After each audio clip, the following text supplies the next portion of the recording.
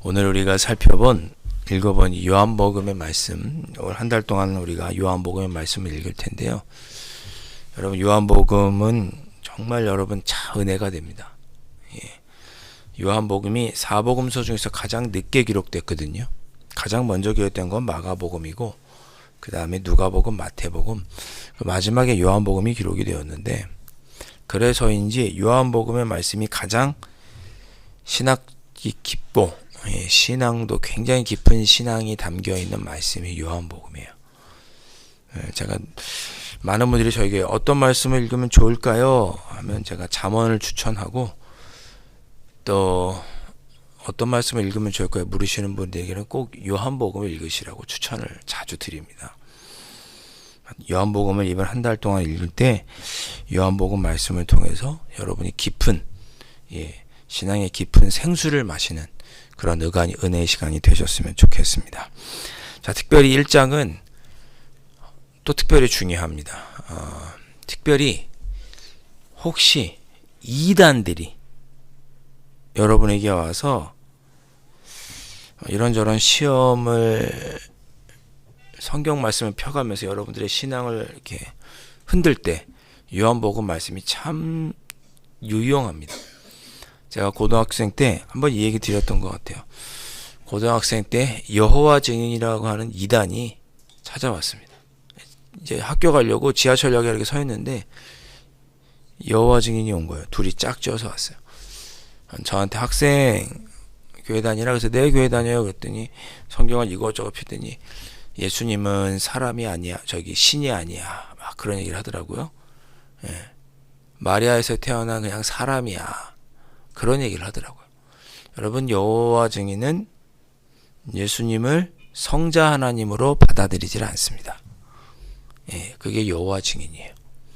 그래서 제가 아니다, 이게 무슨 말이냐, 성경에 우리 예수님이 하나님이라고 써있지 않느냐 했더니 어디 써있냐는 거예요.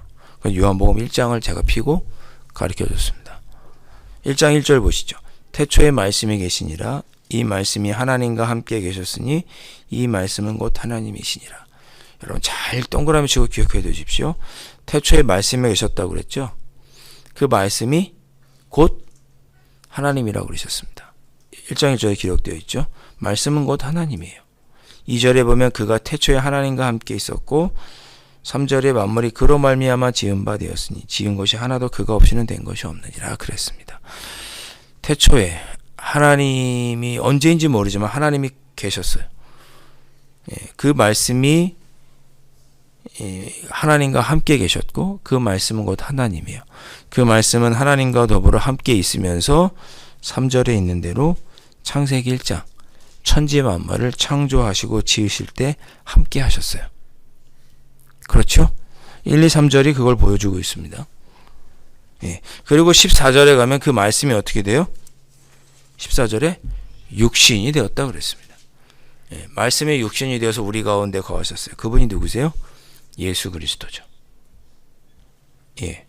17절에 예수 그리스도를 말미암아 온 것이다 그랬지 않습니까? 그래서 14절의 말씀이 육신이 되었다는 것은 바로 예수님을 의미합니다. 그러니까 말씀은 하나님이고 말씀은 예수님이 되었으니 예수님은 곧 하나님인 거죠. 3단 논법이 되는 거죠. 그 이야기를 제가 이단들에게 얘기했더니 꼼짝을 못 하더라고요. 그래서 어떻게 하느냐, 쭉 그냥 가더니 쭉 보니까 그 위에 등급의 사람이 있나 보더라고요. 가서 이거 좀 막 물어보더라고요. 그러니까 실습 나온 분들인가 봐요. 저한테 여자 두 분이었는데 좀 젊은 분이었는데 하더니 저기 누가 또 막 상의를 해요. 그러니까 그럼 막 청을 찾아보고 있더라고요. 저는 이제 지하철을 타고 이제 집으로 왔던 기억이 납니다. 그래서 요한복음 1장에는 예수님께서 하나님이시라는 것을 명확하게 보여주고 있습니다. 그래서 이 요한복음을 읽다 보면 나를 본 자는 하나님을 보았다 이런 표현도 있고, 나를 보내시는 이는 하나님이시다, 아버지시다 이런 표현도 많습니다. 예수님은 자신이 곧 하나님이시라는 것을 요한복음에서 많이 이야기하시고, 그래서 나를 아는 자, 나를 통해 하나님을 아는 것이 구원이라고 하는 신앙이 요한복음에 담겨 있습니다. 구원은 뭐냐? 사도 바울은 죄를 회개하고 죄에서 돌이키는 것이 구원받는 것이다 라고 이야기를 했고, 사도 요한은 나를 통해 하나님을 아는 것이 구원받는 것이다 라고 이야기합니다. 같은 것이지만 표현이 조금 다르죠. 하나님을 아는 것이 구원이에요. 하나님을 아는 것. 어떤 하나님이에요? 독생자 예수 그리스도를 보내서 죽이시기까지 나를 사랑하시는 하나님. 그 하나님을 아는 것이 구원이라고 요한복음은 말합니다. 그 나중에 사도 요한이 쓴 편지가 뭐예요? 요한 1서, 2서, 3서죠. 요한 1서에 뭐라고 그래요? 하나님은 사랑이시다. 예. 그래서 자신을 통해 하나님을 아는 것이 구원이라고 하는 내용이 나오는 겁니다. 왜? 자신은 말씀의 육신이 된 하나님이니까 나를 본 자는 아버지를 본 거거든요. 예.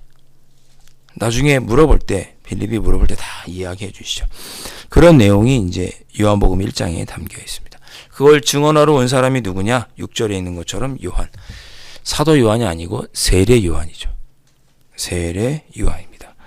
8절에 그는 이 빛이 아니라 이 빛에 대하여 증언하러 온 자라 그랬습니다. 빛은 무엇입니까? 4절 말씀 보시면 그 안에 생명이 있었으니 그렇습니다. 그 안에 누구예요? 예수님 안에, 말씀 안에 생명이 있었으니 그 생명은 사람들의 빛이라. 구원이고 진리인 거죠. 예수 그리스도 안에만 구원이 있고 참된 진리가 있다는 것을 말씀하시는 겁니다. 자기는 그것을 증언하러 온 사람에 불과하다. 나는 메시아가 아니다. 예수님이 참된 메시아다. 라고 사도 요한이 증언한 것입니다. 9절 참 빛, 곧 세상에 와서 각 사람에게 비치는 구원의 빛이 있었으니 참 구원, 참 진리의 빛이 있었으니 10절 그가 세상에 계셨으며 세상은 그로 말미암아 지은 바 되었을 때 세상은 그를 알지 못하더라. 이 땅에 예수님이 오셔서 참된 하나님이신 예수님이 오셔서 구원과 진리를 선포하셨으나 세상은 깨닫지 못하더라. 그런 뜻입니다. 11절 심지어 자기 땅에 오셨는데 백성이 영접하지 못했습니다. 그 마태복음 2장에 잘 나오죠. 헤롯, 서기관, 대제사장들이 예수님께서 어디서 오셨는지 다 알면서도 동방박사들의 이야기를 듣고 예수님을 영접하러 간 것이 아니라 죽이려고 하죠. 그래서 예수님이라고 짐작이 되는 나이 2살 이하의 아이들은 다 죽이는 거죠. 그래서 그런 엄청난 잘못을 저지르게 됩니다. 그런데 12절에 그 예수님을 영접하는 자, 그 이름을 믿는 자들에게는 하나님의 자녀가 되는 권세를 주셨으니. 예. 우리가 예수 그리스도를 믿으면 예수 그리스도를 믿고 그 이름을 우리의 구주로, 구원으로, 진리로 영접하는 자는 하나님의 자녀가 되는 권세를 주셨다. 그러니까 여러분은 다 저와 여러분은 하나님의 자녀예요. 예. 그렇게 표현할 수 있는 거죠. 우리는 하나님의 자녀입니다. 예. 그러니까 우리가 하나님을 아버지라고 부르죠. 아버지. 13절 이는 혈통으로 나 육정으로 난 것이 아니고 사람의 뜻으로 난 것이 아니고 오직 하나님께로부터 난 자들이니라. 저 여러분은 다 하나님께로부터 난 자들입니다. 14절 방금 읽었죠. 말씀이 육신이 되어 우리 가운데 거하심에 예수님께서 성육신하셨다라는 표현입니다. 하나님이신 성자 하나님이 사람으로 오신 거죠. 네. 아버지의 독생자의 영광이요 은혜와 진리가 충만하더라. 15절 세례 요한입니다. 세례 요한이 그에 대하여 증언하여 외쳐 이르되 내가 전에 나보다 앞서 오시겠다고 하신 분이 바로 이분이다. 네. 실제로 태어나기는 세례 요한이 먼저 태어났습니다. 6개월 육신으로는. 그러나 영으로는 예수님은 하나님이시니까 태초에 계셨던 분이니까 먼저 계셨던 분이다. 자, 그 예수님으로 말미암아 16절 여러분을 축복합니다. 우리가 다 그의 충만한 데서 받으니 은혜 위에 은혜로라. 17절 이 말씀으로도 축복합니다. 율법은 모세로 말미암아 주어진 것이요 은혜와 진리는 예수 그리스도로 말미암아 온 것이라. 아멘. 예. 예수 그리스도로 말미암아 영접하고 하나님의 자녀가 된 자들, 하나님께로부터 난 자들에게는 은혜 위에 은혜, 은혜 위에 진리라고 말씀하고 있습니다. 새롭게 2025년을 시작하는 여러분들의 삶에 원래 16절 17절의 말씀처럼 은혜 위에 은혜가 있으시기를, 그리고 그 은혜 위에 진리가 있으시기를 주님의 이름으로 축복합니다. 진리는 무엇입니까? 구원이라고 말씀을 드렸죠. 하나님의 자녀로 우리가 어떻게 살아야 될지, 우리의 삶을 선한 길로 인도하는 구원으로 이끄는 참된 진리. 여러분의 삶 속에 하나님의 충만한 돌보심과 사랑이 있기를 원하고, 우리를 구원하시고 회복시켜 주시는 은혜와 진리가 여러분의 삶에 가득하시기를 바라고, 2025년 여러분의 삶 속에 우리 주님께서 약속하신 은혜와 구원으로 인도하는, 회복으로 인도하는 진리가 여러분의 삶 속에 충만하실 수 있기를 주님의 이름으로 축원드립니다. 우리 올해 교회 표어가 영혼의 쉼을 누리자입니다. 우리 영혼의 쉼은 어디서만 누릴 수 있느냐? 우리에게 은혜를 주시고 진리를 주시는 예수님에게서만 온전한 쉼이 있고 회복이 있고 진리와 구원이 있는 줄로 믿습니다. 주님, 이 새벽에 제가 올 한해 예수님 안에서 은혜 위에 은혜를 누리게 해주십시오. 은혜와 진리가 제 삶 속에 충만하게 하여 주옵소서. 2025년은 그런 한 해가 되게 해주십시오. 그렇게 기도하시고 그것들을 이루시고 누리시는 2025년 되실 수 있기를 주님의 이름으로 축복합니다. 기도하겠습니다.